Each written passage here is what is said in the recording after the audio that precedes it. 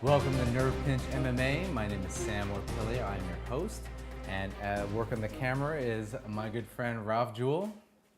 Hello. He's waving to you guys. Today we're going to be talking about UFC on Fox 3 on May 5th, 2012. So, first things we're going to do is we're going to talk, we have a couple segments. The first one is called Against the Odds, where I'm going to tell you who to bet on based on who I feel is who is a good value to bet on, because I think the odds makers have got them wrong. We're going to recap that, and then after that we're going to do the breaking it down segment, where I'm going to give you my analysis of those fights and tell you exactly why I think the fighter that is the underdog is actually more like a 50-50 bet in that fight. The first fight is going to be Pat Barry versus LeVar Johnson, and I look at those two fights and I think that Pat Barry coming in at minus 210 favorite, LeVar Johnson minus 165. Based on what I know about these fighters, it looks like Pat Barry is not a 2 to 1 favorite, probably 55 to 45 favorite. I would recommend a small play on LeVar Johnson, though, because I think there's better value to be had later in this card. I say don't play any money or just a small bet. In the second fight that we'll be covering, Rosamar Palhares versus Alan Belcher. Palhares heavy favorite, minus 300. Alan Belcher plus 220. I see this as a 50-50 fight. Vegas odds makers, they see this as a 4 to 1 favorite for Rosamar Palhares. I say good money goes on Alan Belcher. The co-main event on this is Josh Koscheck versus Johnny Hendricks. This fight started with Josh Koscheck as an actual favorite at minus 150, but the line has moved to where he's actually a slight underdog on this at minus 105, with Johnny Hendricks at minus 125. I think that now evenly reflects the odds. A fight you want to stay away from, because what you want to do is bet against public perception, and right now public perception says this is an even fight, maybe slight favorite for Johnny Hendricks. That pretty much sums my opinion too. Stay away from this fight. Don't put any money on this. And in the main event, we have Nate Diaz versus Jim Miller. Jim Miller is a huge favorite on this, minus 220. Nate Diaz is a plus 175. Basically, that's telling you Vegas thinks Jim Miller is going to win 2 out of 3 times, maybe even more often than that, 70% of the time. Nate Diaz is a tough fighter. I say put your money on Nate Diaz along with Alan Belcher. You're going to make some money in Vegas. I'm going to make some money in Vegas.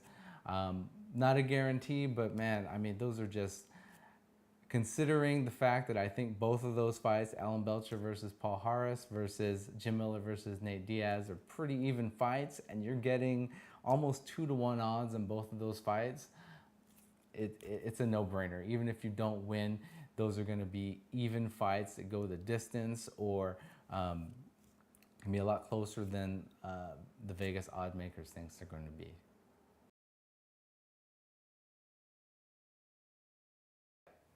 All right, so the first fight on the UFC on Fox 3 this Saturday is going to be Pat Barry versus LeVar Johnson.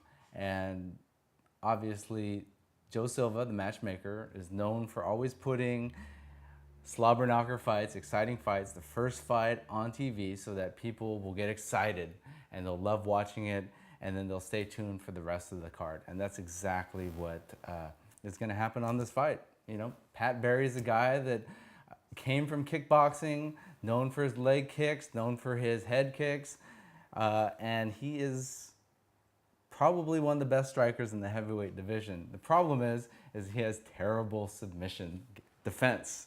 And same with LeVar Johnson. He's from Strikeforce. He's 34 years old.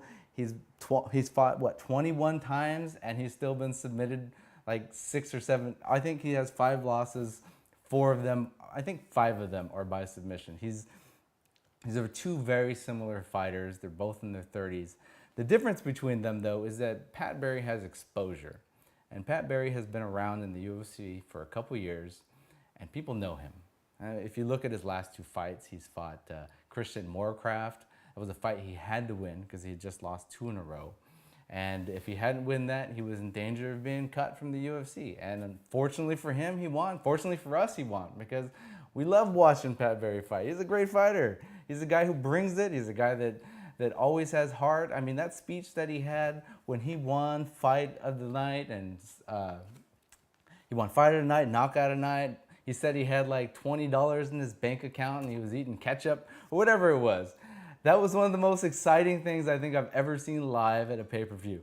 And I'm glad he won that fight, but he didn't exactly impress me. I think a lot of people look at it on paper and say, hey, he beat Christian Moorcraft pretty easily by KO in the, I think it was the second round, but he was taken down a lot in that fight. You know, he's the same fighter he was when he joined the UFC 3 or 4 years ago, which is a guy with great kickboxing and a guy that if you take him down, is going to get submitted eventually.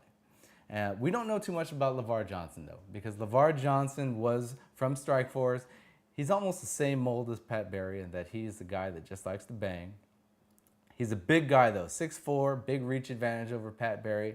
The issue with him, though, is that he's kind of slow. If you ever see him fight, he's just slow and plodding. When he throws his uppercuts, he's like, ugh. When he throws his hooks, he's like this, and you can see them coming from a mile away. And I think that's something that Pat Barry will expose because, I mean, he's never fought at a level of a fighter like Pat Barry, who is a kickboxing champion, or I don't know if he was a champion, but he's definitely one of the top tier guys from where he came from. So I told you to bet on Rosmar Palhares versus Alan Belcher. The talent Belcher. He is paying plus 220, like I said earlier. He's only 28 years old, 9-3 in the UFC. This is a guy that's severely underrated. And the reason why is because A, he's got a terrible tattoo. I think people look at that and they see this picture of Johnny Cash on his arm that looks like he's a 60-year-old guy that's aged and it's fading and it just looks terrible. And I think people make fun of that and look at Belcher as a joke.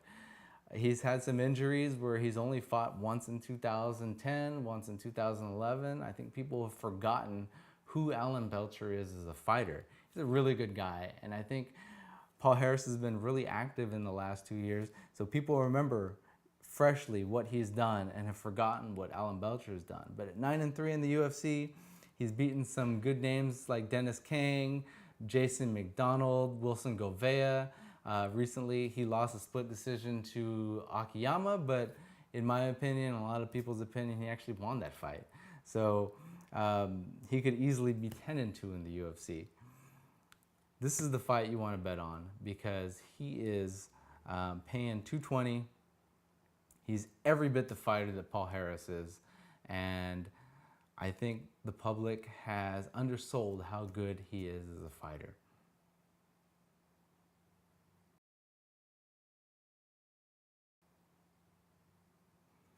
In the co-main event, Josh Koscheck versus Johnny Hendricks.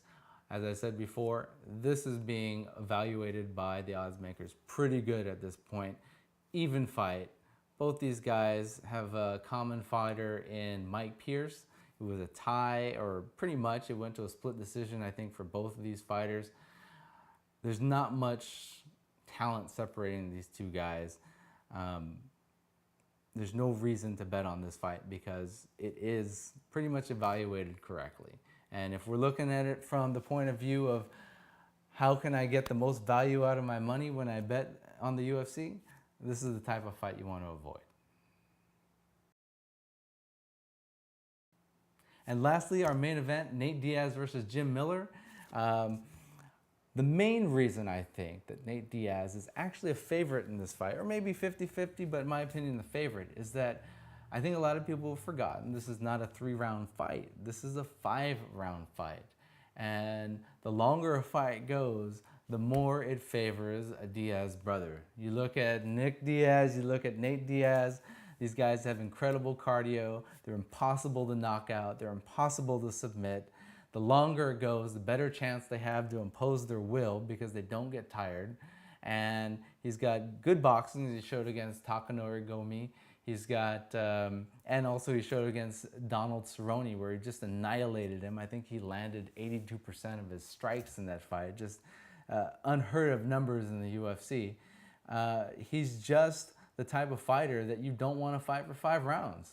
And to say that he is almost a 2-1 underdog in this, there's just no way. I mean, I could see Jim Miller winning this fight if it was 3 rounds, but to make this a 5-round fight against a beast like Nate Diaz, there's no way Jim Miller is going to last the 4th and 5th round and keep up the same pace that it's going to take to win this fight. So I see Nate Diaz winning this as a decision, probably 3 rounds of 2, 48-47.